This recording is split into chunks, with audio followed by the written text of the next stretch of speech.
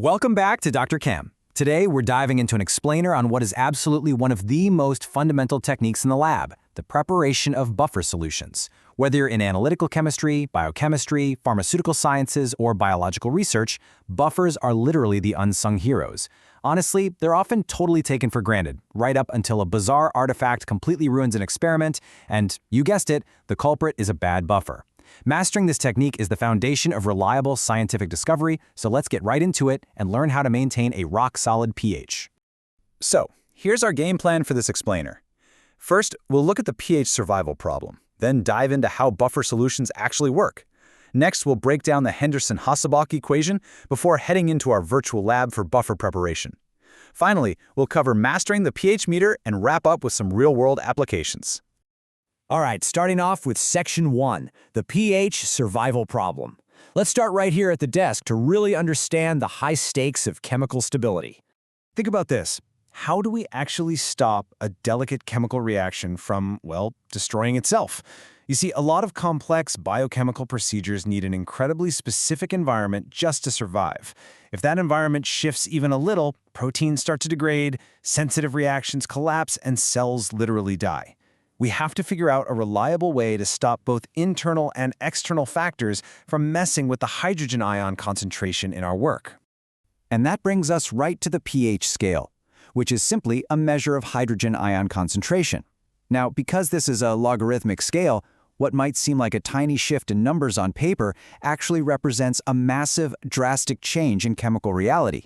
If you move left toward acidity, your concentration of H+ ions spikes exponentially. Move to the right toward alkalinity, and that H+ concentration drops just as fast. Left unchecked, these wild swings will absolutely ruin whatever delicate biochemical reaction you're trying to study. Moving on to Section 2, how buffer solutions work. To prevent those chaotic fluctuations, we need to introduce our chemical heroes.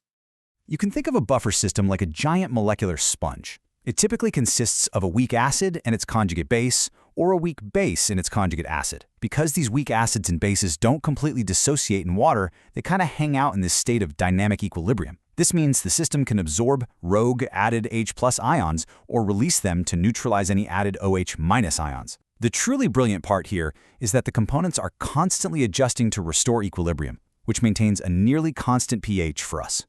You can see exactly how this neutralizing mechanism plays out right here. Look over on the left, unbuffered systems are completely vulnerable. If you drop in an acid, H+ ions just flood the beaker, and the pH absolutely plummets. But check out the right side. Our buffer seamlessly pairs a weak acid labeled HA with its conjugate base, labeled A-. If a strong acid tries to invade, that conjugate base quickly reacts with the incoming H+ ions to just produce more of the weak acid. The invaders are completely neutralized, and the overall pH barely even twitches. Okay, Section 3, the Henderson-Hasselbalch equation. Before we actually step up to the lab bench, we've got to use a little math to forge the perfect buffer. This equation is our ultimate blueprint. The Henderson-Hasselbalch equation relates the pH of our target buffer to its pKa, which is the dissociation constant of the weak acid, and the logarithmic ratio of the conjugate base concentration over the weak acid concentration. Basically, by manipulating this exact formula, we can calculate the precise ratio of components we need to hit our specific target pH.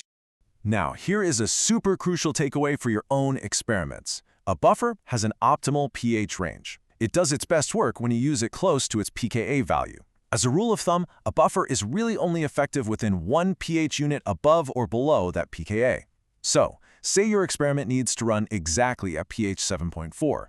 You'd want to choose a buffer system with a pKa sitting right around 7.2 to 7.5.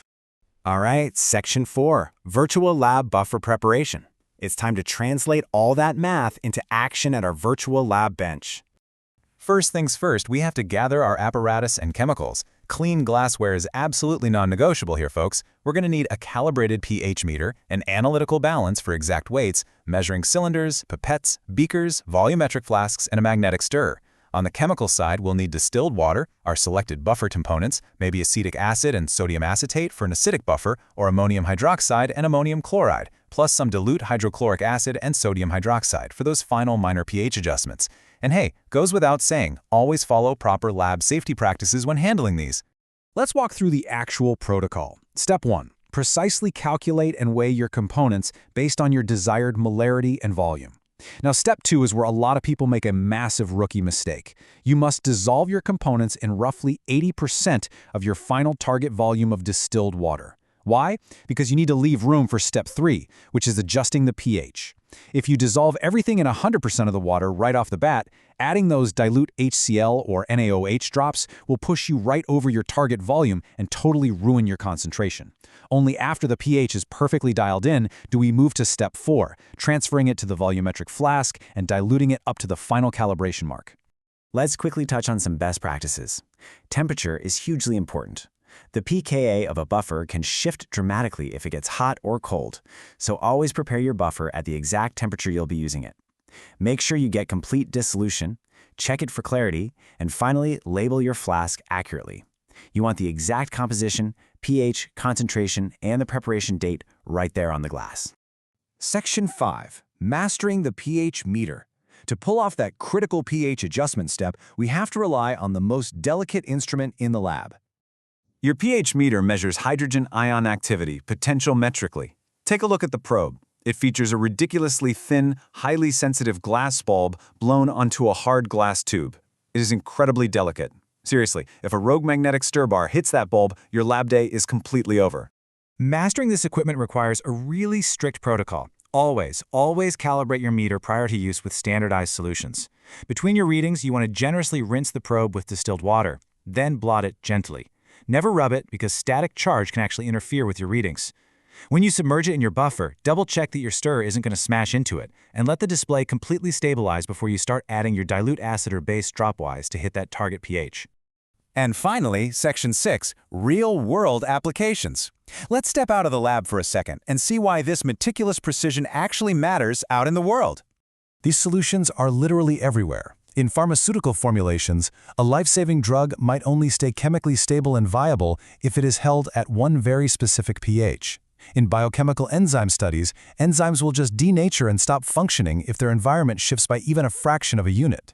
From microbiology and quality control in the food and beverage industry to environmental analysis of water safety, precise buffers are the invisible backbone of applied science. I think this sums it up perfectly. Correct buffer preparation ensures your sensitive chemicals live long, functional lives. Your accuracy in calculating, weighing, and calibrating directly dictates the integrity of your entire experiment. If your buffer fails, well, everything built on top of it fails too. Now that you've mastered the theory, the strict protocols, and the equipment, it's time to verify your work and demonstrate your buffer's ability to resist pH changes in action. So, what groundbreaking biological reactions will you stabilize in your own lab next? Dive into your experiments, stay curious, and hey, always remember to check your pKa values.